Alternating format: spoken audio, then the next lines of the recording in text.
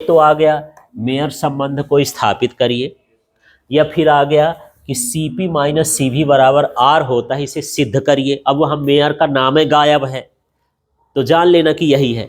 कभी कभी खाली स्थान में पूछ देता है मेयर संबंध बराबर खाली स्थान, तो Cp माइनस Cv बराबर क्या हो गया R। कभी कभी ऐसे दे देता है Cp माइनस Cv बराबर खाली स्थान, वहाँ क्या भर देना है R, ऐसे करके। ठीक है, तो इसको कई तरह से पूछ लेता है।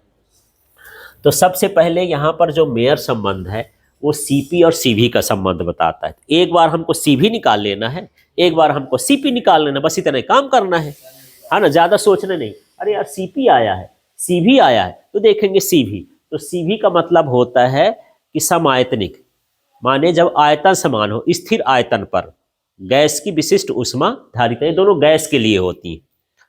ठीक है, गैस की दो तरह की विशिष्ट ऊष्मा धारिता होती है, एक होती है स्थिर दाब पर और एक होती है स्थिर आयतन पर। तो मैं सीधे लिख देता हूं, पहले क्या निकालेंगे, स्थिर आयतन पर। ठीक, तो Cv बराबर जो हम सूत्र पढ़े थे डेल्टा Q बराबर n डेल्टा T पढ़े थे, n पर n का यहां पर 1 मोल गैस के लिए निकाल रहे हैं, इसलिए n का मान हम नहीं लिखे हैं। ठीक है, क्लियर हो गया। ये सूत्र पढ़े थे कि 1 मोल गैस का ताप 1 डिग्री सेल्सियस बढ़ाने पर उसको दी गई या उत्सर्जित ऊष्मा की मात्रा को Cv कहते हैं, स्थिर आयतन पर विशिष्ट ऊष्मा धारिता कहते हैं। इस तरह का परिभाषा था, पीछे निकाल चुके हो। तो परिभाषा को छोड़ दो, यहाँ डेल्टा Q बराबर क्या हो गया, डेल्टा T।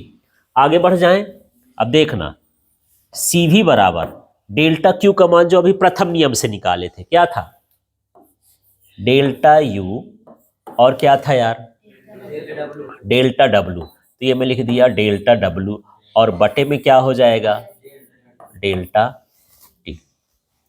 ठीक है, और आगे चलते हैं, Cv equal to delta U और यहां plus P delta V upon में क्या हो गया, डेल्टा T।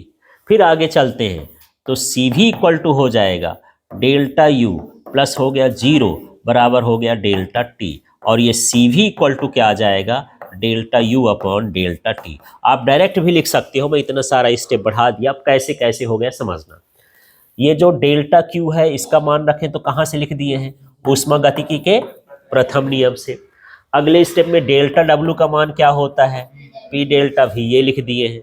अब यहाँ पर ये आयतन कैसा है, स्थिर है, स्थिर आयतन में डेल्टा V का मान क्या हो जाएगा, 0। ये जो डेल्टा V है, डेल्टा V का मतलब है आयतन में परिवर्तन।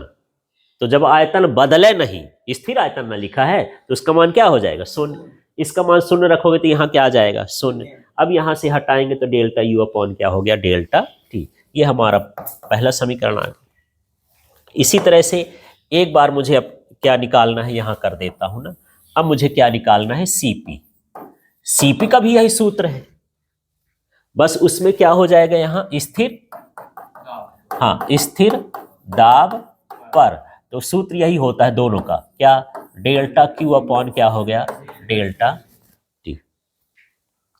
ठीक है, क्लियर हुआ इतना। बस इसमें पढ़ने का तरीका अलग है। स्थिर दाब पर 1 मोल गैस का ताप 1 डिग्री सेल्सियस बढ़ाने पर उसको दी गई ऊष्मा की मात्रा को Cp बोलते हैं। ठीक, ऐसे परिभाषा बनती है। वही काम करना है, इसमें भी डेल्टा Q का मान रख देना। बताओ क्या हो जाएगा, delta U plus delta W upon में क्या हो गया, डेल्टा T। क्लियर हो गया। आगे और चलते हैं, Cp बराबर डेल्टा U, इसको क्या बोल सकते हो, P डेल V अपॉन में क्या हो गया, डेल्टा T। ठीक, और आगे चलते हैं, Cp बराबर डेल्टा U, इसको R डेल्टा T भी लिखते हैं आदर्श गैस समीकरण से। P डेल V को क्या लिख दें, R डेल्टा T। अब ये हो गया डेल्टा T। अगले स्टेप में देखते हैं, Cp इक्वल टू, इसको अलग अलग कर देते हैं, डेल्टा U अपॉन क्या हो गया, डेल्टा T, प्लस ये हो जाएगा R डेल्टा T अपॉन क्या हो गया, डेल्टा T, कट जाएगा। अब यहाँ पर Cp equal to delta U upon delta T का मान यहाँ देखो क्या आया, Cv, तो इसकी जगह Cv लिख दिए। यहाँ पर ये और ये कट जाएगा तो प्लस क्या बचा, R। अब इसको सी भी का इधर पक्षांतर कर दो, तो सी पी माइनस सी भी इक्वल टू क्या हो गया आर। यहाँ लिख देंगे क्या क्या लिखे हैं, यहाँ लिख दिए हैं समीकरण 1 से ना लिखे हैं, ठीक है, तो समीकरण 1 से उसका मान रख दिए और यही क्या कहलाया, मेयर संबंध कहला गया।